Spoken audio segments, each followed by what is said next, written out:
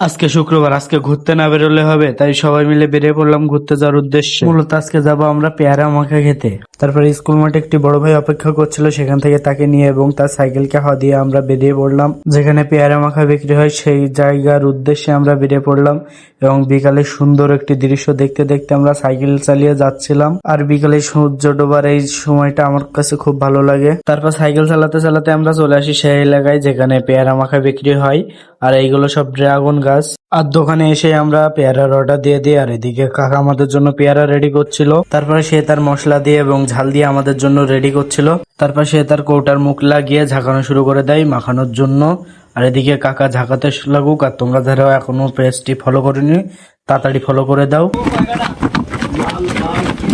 তারপর মাখানো শেষে আমাদেরকে আমাদের প্লেটে বুস করে দেয়। তারপর আমরা তার দোকানের ভিতরে যে একটা বসার জায়গায় চুপচাপ খাইতে থাকলাম। আর সেটার স্বাদ একটু অন্যরকমই ছিল, যেটা বলে বোঝানোর মতো না।